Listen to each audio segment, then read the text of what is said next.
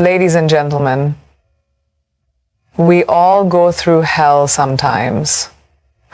And when we do, there are three things that will either be your downfall or your superpower.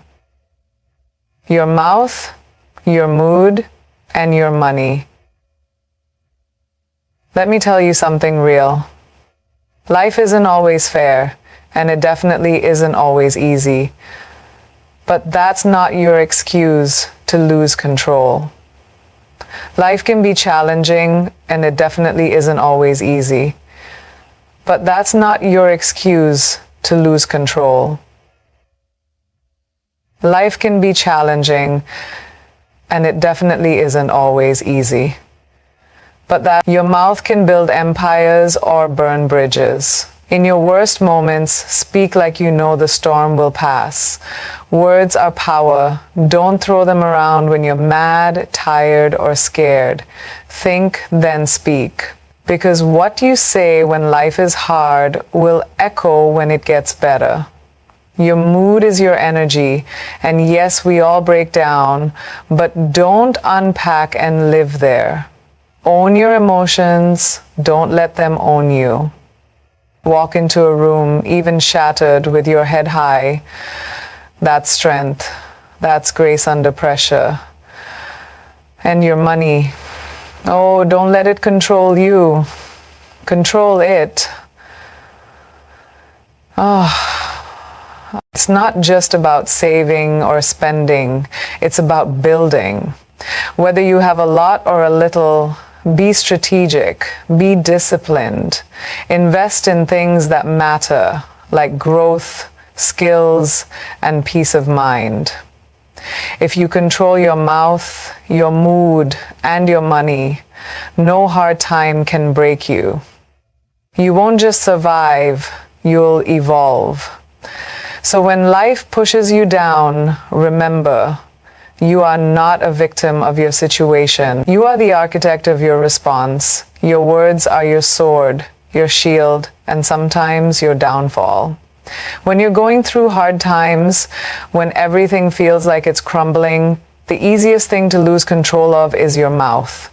It's so tempting to lash out, to vent without thinking, to speak from a place of pain instead of power. But here's the truth.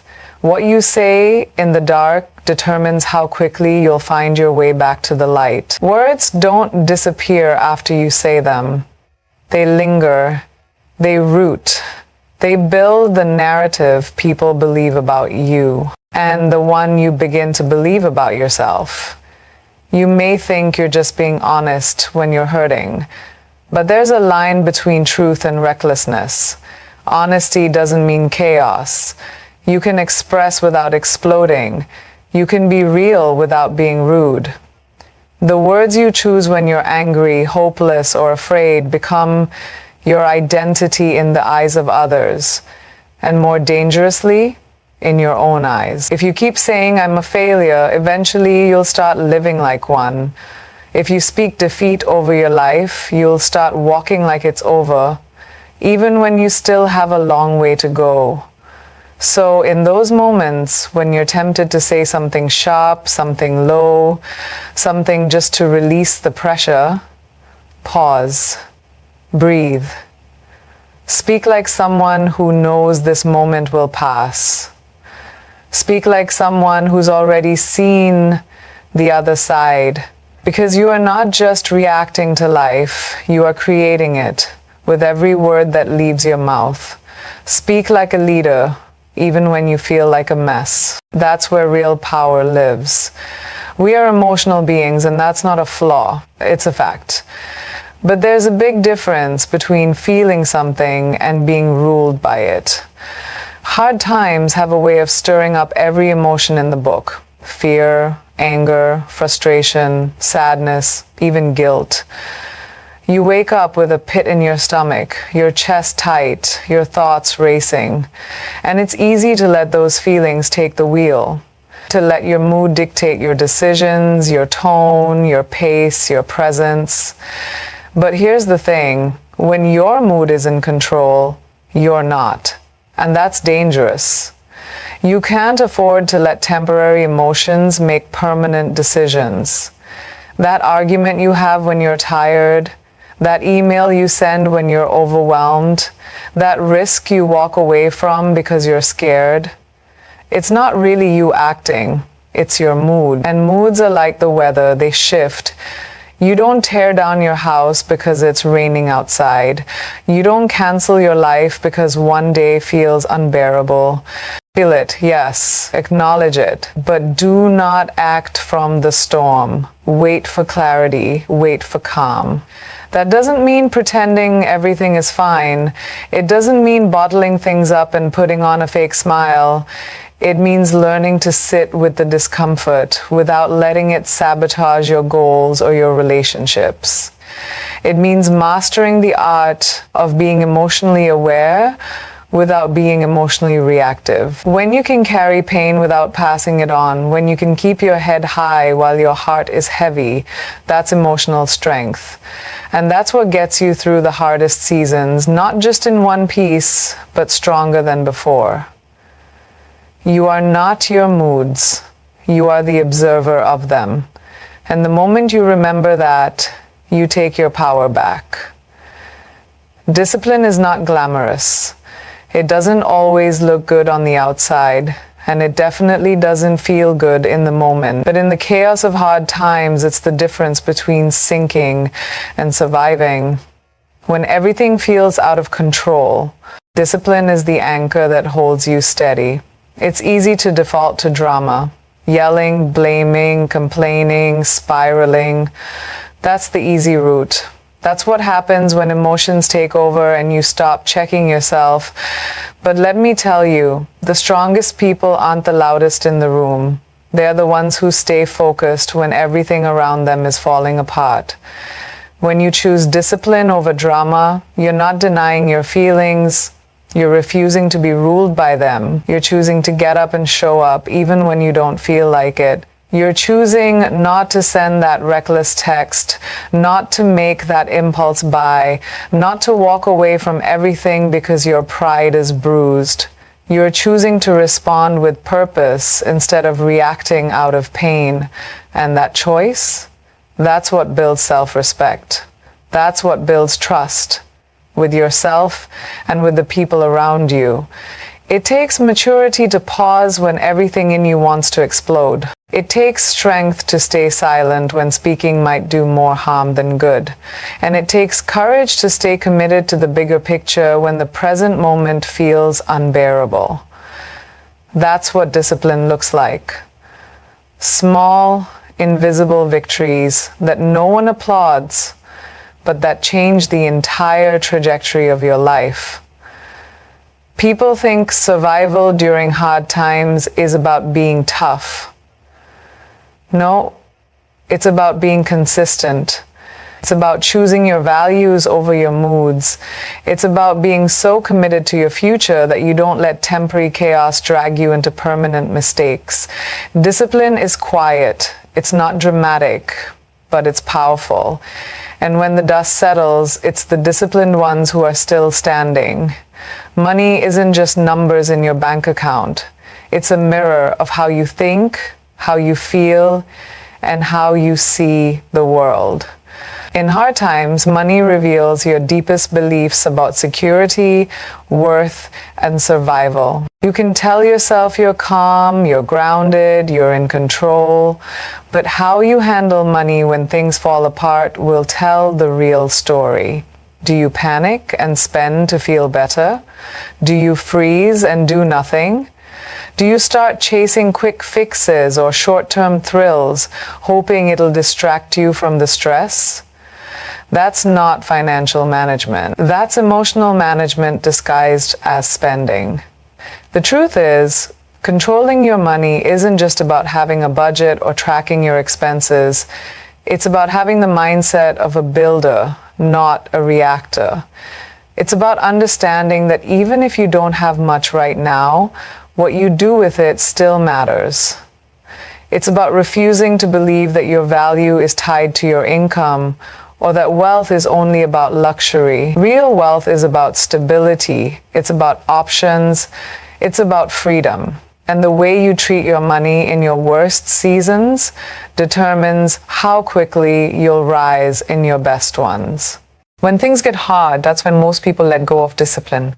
They tell themselves it doesn't matter and they spiral, eating out more, buying things they don't need, avoiding bills, racking up debt, trying to numb the discomfort with a dopamine hit. But money, like anything, responds to intention. It doesn't care how much you have. It cares what you do with it. Even in scarcity, you can lead with clarity. You can choose to track what's coming in and what's going out.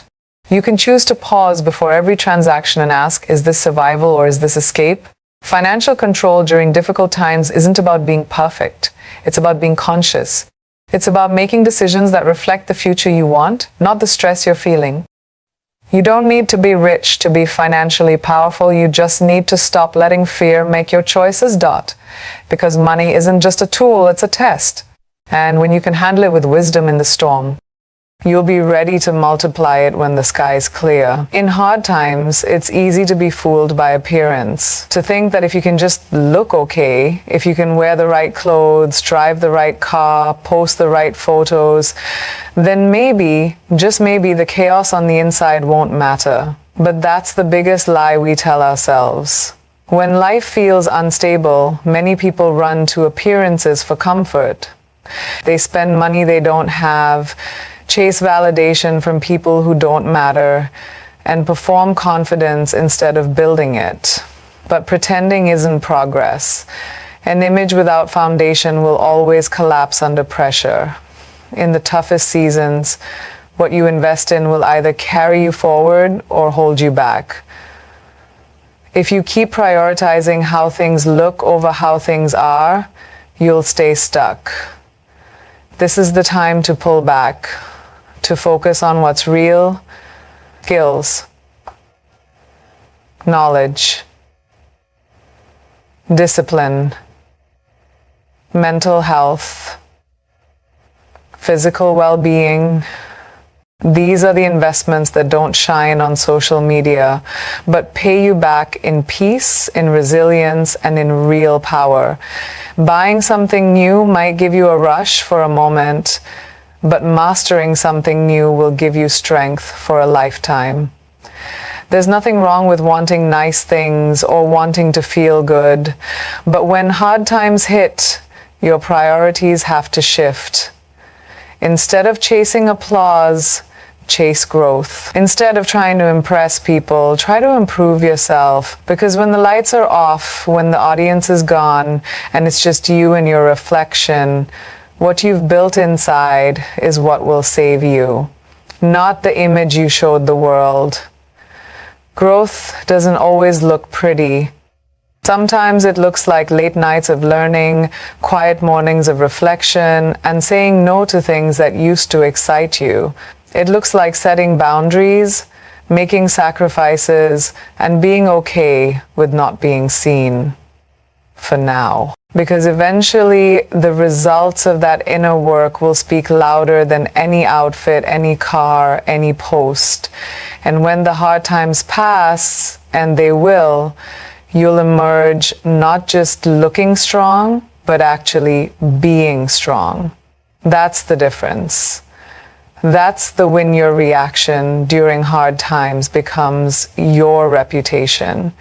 Not just to the world, but to yourself. People may forget what caused the storm, but they will remember how you showed up in it, and so will you. Every time you choose composure over chaos, you teach yourself that you are someone who can be trusted, even when everything else is uncertain. Your reaction becomes a quiet declaration of your character. It says, "This situation is tough, but I'm tougher." In moments of crisis, you're not just managing a problem, you're shaping your identity. Are you the person who lashes out when things don't go your way? Are you the person who collapses at the first sign of pressure? Or are you the person who breathes through the storm? Who chooses clarity over rage? Who holds the line while everything tries to break you? That choice becomes your legacy. Not just in your own mind, but in every relationship, every opportunity, every room you walk into afterward. And let's be honest, People are watching, not in a judgmental way, but in a human way. They're watching how you handle the pressure. They're paying attention to whether you stay kind when you're under stress, whether you stay focused when life gets unfair, whether you honor your word when it would be easier to walk away. Because those are the moments that separate temporary power from lasting influence. Anyone can smile when life is easy, but grace under fire, that's rare, that's respected. And beyond how others see you, it's how you begin to see yourself. You start realizing you're not a product of circumstances, you're a product of choices.